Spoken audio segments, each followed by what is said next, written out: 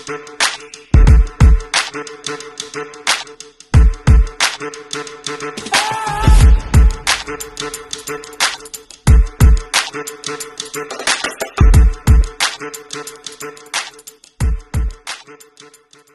going to log into Sage Intacct using Google Chrome. Note that you can use any internet browser, which means that Sage Intacct is basically in your pocket most of the time, so to speak, because it's right on your mobile device. As you can see here at the top right, I've logged in as Emma Penny, the controller. You can assign permissions based on either role or user, and this allows each user to see just what he or she needs to in order to get their job done without being overwhelmed by unnecessary information or having access to too much. What's also fantastic is that, in this case, the controller, Emma, is able to perform configuration tasks without having to outsource to either an IT department or to a third-party provider, saving time and money.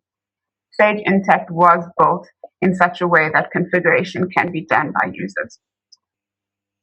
I can also see over here on the left that I'm at the top level of the company. And this means that I'm getting a bird's eye view of all the subsidiaries. I can easily switch between levels by clicking over here. And when I open up or click on one of these, it will open up in a new tab. And it will again have this clear demarcation so that I know what level I'm on. From my subsidiary level, I may have limited visibility, access to, and even awareness of other entities. Now, in my example, the controller, Emma, has access to the CFO dashboard, and that's the dashboard that I'm going to open up for our demonstration. Note that access can be restricted or allowed depending on your business needs. On the right-hand side here, I can see that I have various dashboard filters. And these are powerful tools in order to see exactly what I need to without having to switch between entities, as I showed you that you can do before. And they also allow for me to see completely different reports without having to recreate each report. For example, I'm currently looking at location 400, but if I wanted to look at a different location, for example, if I wanted to look at the USA group, if I were to click there and apply,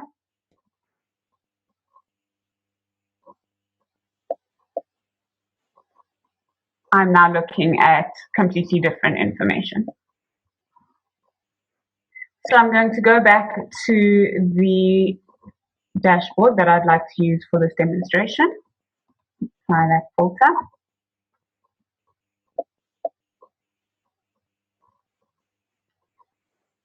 Also, please note that dashboard components can be added, they can be moved around, and they can be edited, just depending on what access and permissions that particular user has. I also have different dashboard component types. You can see graphs there, you can see charts. I also am able to add performance cards and lists. I'd like to draw your attention now to the revenue trend section of this particular dashboard. And I'm going to show you, using this revenue trend, how easily the CFO and anyone else who has access to this report could make decisions based on what they can see at a glance and what can be drilled down into. Now, even before we look at the actual data in this report, let's look at what sticks out visually. I have conditional formatting on this report. So I can see dark to light shading. The largest values are the darkest, and the smallest values are the lightest in each column. Anything in blue is a hyperlink, which means that I can drill down further into the information. And in fact, I can drill down right to source data and master files. When I drill down, for example, if I drill down into this report, I'm able to print it, I'm able to export it to Excel, and I can distribute it as necessary.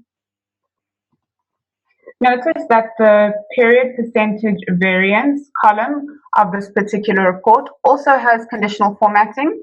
So figures in red are figures that are below 0, figures in gray are figures that are above 300. Okay, now that we've looked at the visual aspects of this particular report, let's go into the data. And what we're seeing in this report is the revenue figure from 2015 to 2017. And we can see in terms of the rows that it has been categorized in various ways. Over here, the same figure of 108,000 is divided up by sector. Over here, that figure of 108,000 is divided by segment, over here by channel, and over here by item type. I will speak about how these categories or dimensions work in a moment. Before I do that, just to call out the columns as well. In Sage Intacct, your columns are not restricted to being period-based. So often we see only dates at the top of our columns. But in this particular report, I have period-based fields as well as you saw, that period percentage variance field. There are also a number of other computations and dimension options that I have when creating columns.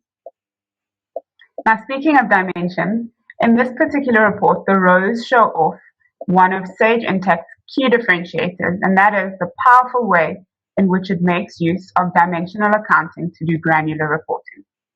A lot can be said about dimensions, and you will hear mention of them in most of the demos because really they empower so much of Sage Intacct's functionality.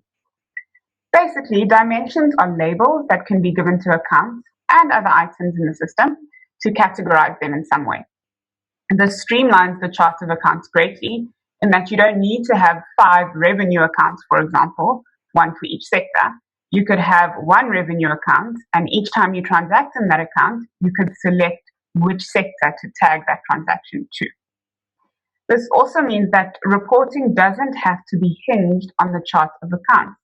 Yes, it is important to know which general ledger accounts are affected in a transaction, but just as important are the category, the segment, the customer, and the product used in the transaction. Dimensional reporting allows me to report on each of those aspects at the same level, not minimizing their levels of importance. Another benefit is that my non-finance teams don't have to understand traditional profit and loss account headings in order to understand my reports. I can create reports that split revenue and expenses in a way that is relevant to them. Dimensional accounting in itself is not what sets Sage Intacct apart. The game changer is how Sage Intacct's dimensional accounting feeds into powerful standard report writers. And the report writer allows for us to expand rows and columns by dimensions, to filter by dimension, and to report on complex dimension structures hierarchically. The system comes with 11 dimensions, and additional custom dimensions can be added. So in the same way as dimensions in this demo are industry specific, think of how dimensions could be used in your world.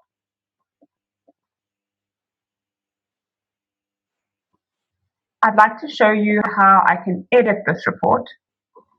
So I'm going to click here on the edit button, and a new tab will open in the standard financial report writer. Now, in a real world scenario, I would probably want to duplicate this report before editing it, but I'm not going to do so in this case.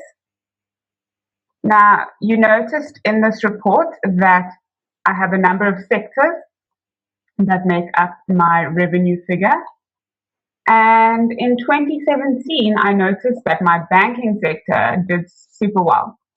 So I would perhaps want to know exactly which customers are in the banking sector and see those at a glance in order for me to be able to make sure that I'm treating those customers well, or there may be other decisions that I would want to make based on that knowledge. So what I'm going to do is expand the banking sector so that I can see the customers. So I'm going to go back to the report writer. I'm going to head over to rows. Notice how everything is click-based, easy to configure. I'm going to say detail, show members, and I'd like to display all. I'm going to click on OK there. If I save this, and then I go back and refresh this particular report, I now can see all the customers that fall within the banking sector. And once again, conditional formatting is applied. Now, let me just go back into the report writer, and while I'm here, show you where, for example, the conditional formatting sits.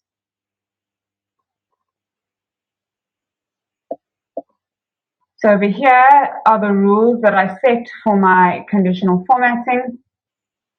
And notice just how much can be edited easily using clicks in this financial report writer, which comes standard.